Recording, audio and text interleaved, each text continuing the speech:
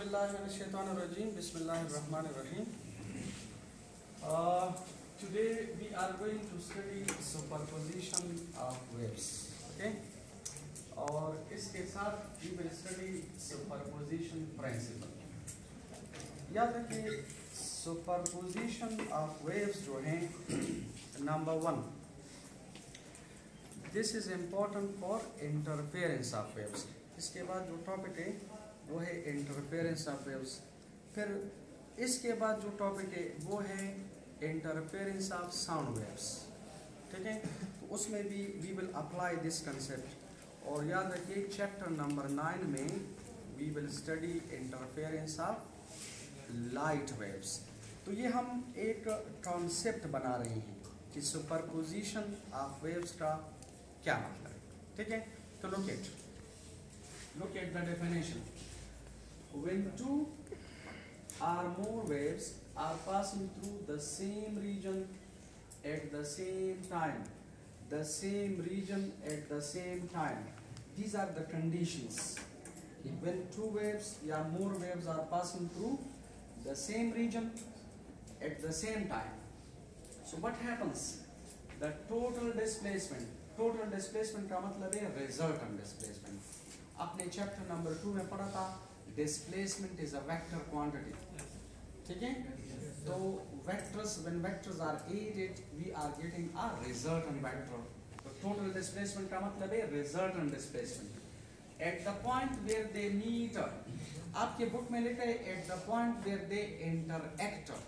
तो इंटरएक्ट लफ्ज की जगह मैंने मीट लिखा ताकि इजी हो जाए। is equal to the vector sum of all the individual displacements due to each pulse at that point. Individual displacement का मतलब है जो अलग अलग waves का displacement है, इन तमाम का अगर आप vector sum ले लें तो you are getting a resultant displacement या total displacement. Pulse का मतलब है wave. Due to each pulse means due to each wave at that particular point. अब जरा गौर से देखें। For example, हमारे पास अगर ये एक रोप है, this is a rope, इस रोप को अगर एक स्टूडेंट इस साइड से पकड़े और another from here like this, let us suppose ये स्टूडेंट ए है और ये है स्टूडेंट बी। ठीक है, देखें अगर ये स्टूडेंट ए इस रोप को ऊपर की तरफ एक जर्क दे दे, जर्क का मतलब है सप्लाई एनर्जी, और ये स्टूडेंट भी इसे ऊपर एक जर्क दे दे यानी एनर्जी सप्लाई करे, लेकिन भी अज्यूम कि ये स्टूडेंट इसे जितनी एनर्जी सप्लाई करता है ये भी same energy in the same direction supply करता है। तो what will happen? Look at A, अगर ये स्टूडेंट इसे एनर्जी सप्लाई करता है तो ये रोप ऊपर जाएगी and you know a crest is formed which is moving in this direction. ठीक है, और ये स्टूडेंट अगर इसे एक जर्क दे दे तो देखिए same crest is formed here also like this, और आप देखिए this is moving in this direction. अगर इस वेव या crest का एम्पलीट्यूड है y1, ठीक है, और इसका एम्पलीट्यूड है y2। एम्पलीट्यूड का मतलब है maximum displacement from the main position. ये कॉन्सेप्ट्स हमने पहले पढ़े हैं।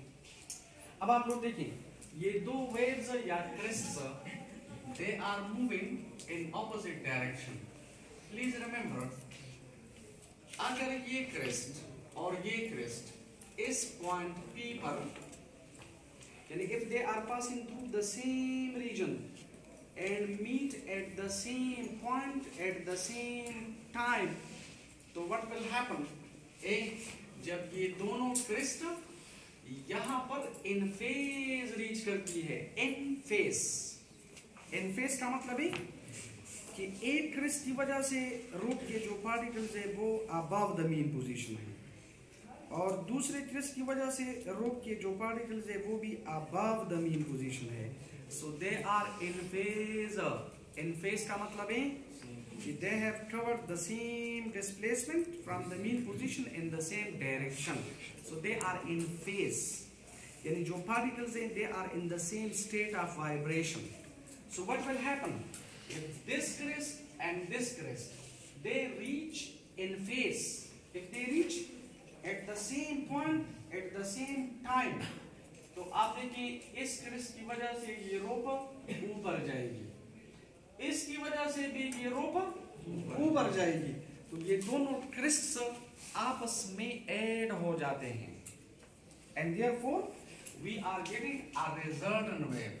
If you see we are getting a resultant wave, और इस रिजल्टेंट वेव का जो एम्पलीट्यूड है आप देखिए, this is for example y, तो वी कैन से कि एट दिस पॉइंट ये दोनों एम्पलीट्यूड्स ऐड हो जाते हैं, and we say y equal to y1 plus y2. ठीक है, देखिए ये दोनों crests are moving in opposite direction and they reach at the same point at the same time in phase.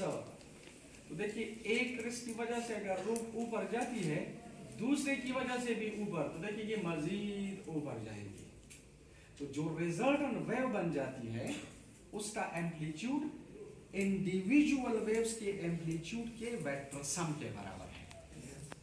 This चल is called superposition. Superposition का मतलब है जब एक वेव दूसरी वेव के ऊपर आ जाती है. मसलन ये एक क्रिस्ट है, दिस इज अनदर, जब ये क्रिस्ट एग्जैक्टली क्रिस्ट के ऊपर आ जाती है, so this phenomena, this process is called superposition, या इसे कहते हैं superimposition. Okay, this is called superimposition या superposition.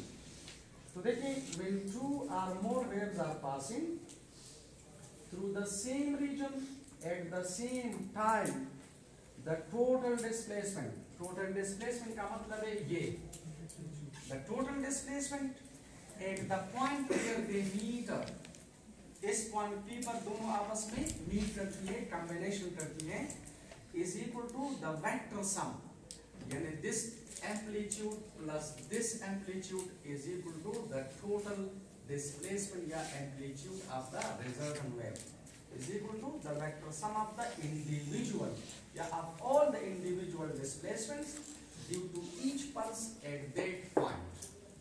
तो याद रखिए this is called superposition of waves. ठीक है, this is called superposition of waves. And remember अगर ये दो वेव्स नहीं है, ज्यादा है, तो then we will write y1 plus y2 up to plus yn.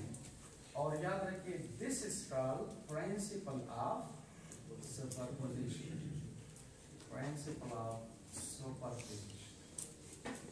ठीक है, यानी whenever two or more waves superpose each other, तो जो रिजल्टेंट वेव बन जाती है उसका एम्पलीट्यूड तमाम इंडिविजुअल वेव्स के एम्पलीट्यूड्स या डिस्प्लेसमेंट के वेक्टर सम के बराबर होगा. Is it? Yes. अच्छा, now look it. If it is like this, गौर से देखिए. Suppose it is the same rope. ठीक है, ये है स्टूडेंट A और ये है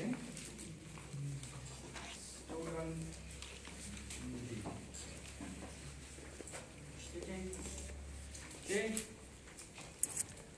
अगर ये स्टूडेंट इस रोप को ऊपर एक जर्क दे दे, मतलब एनर्जी सप्लाई करे. ठीक है, तो आपको पता है ऊपर जर्क का मतलब है क्रेस्ट. तो देखिए यहाँ पर एक क्रेस्ट बन जाती है, it is moving in this direction. और अगर ये स्टूडेंट इसे सेम एनर्जी सप्लाई करे, same energy, but in the downward direction, तब देखिए यहाँ पर एक trough बन जाएगा. This is a trough and this is moving in this direction. Is it? Okay. Now, if these two waves या pulses reach at this point, ठीक है, at the same time, and if these are passing through the same region and reach at the same point at the same time, out of phase, ठीक है. Out of phase का मतलब है कि आप देखिए ये जो पार्टिकल्स है मीन पोजीशन से अबव है, ये जो पार्टिकल्स हैं ये मीन पोजीशन से नीचे हैं, तो डिस्प्लेसमेंट का मैग्नीट्यूड तो सेम है लेकिन they are in opposite direction, so they are said to be out of phase. Is it? So what will happen? It's very simple. याद रखिए जब ये क्रिस्ट यहाँ पर आ जाती है तो रोप किधर जाएगी? ऊपर. और ये ट्रफ इधर आ जाती है तो रोप किधर जाएगी? नीचे. लेकिन देखिए ये रोप जितना ऊपर जाएगी उतना नीचे, मतलब they will cancel each other. They will cancel each other. यहाँ पर they will cancel because the crest and trough reach out of phase. ठीक है.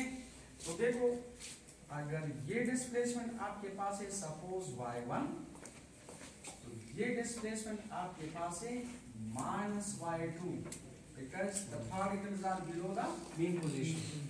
If you calculate the vector sum, I write y is equal to y1 plus minus y2 and y is equal to y1 minus y2.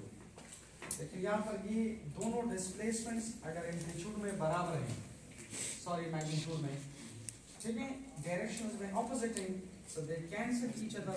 The vector sum is equal to 0 and therefore the rope will become straighter. This rope will become straight. ठीक है. तो याद रखें whenever two or more waves are passing through the same region at the same time और वो आपस में meet करती है, आपस में कंबाइन हो जाती हैं, तो व्हाट हैपन्स?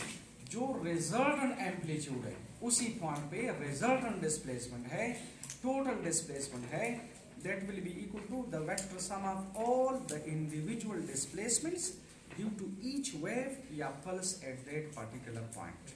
याद रखें वेव्स अगर इस तरह बिहेव शो करती हैं, ठीक है, तो ऐसे बिहेवियर ऑफ वेव्स को सुपरपोजिशन ऑफ वेव्स कहते हैं. और याद रखिए superposition of waves is a very very basic condition for the interference of waves. यानी इसके बाद जो टॉपिक है इंटरफेरेंस, इस इंटरफेरेंस में we will apply this superposition of waves. This is called superposition principle. यानी इफ two waves या more than two waves satisfy this condition, this basic principle, so they can do interference, otherwise not. Therefore we say superposition principle या principle of superposition is the basic condition for interference. ठीक है. Thank you.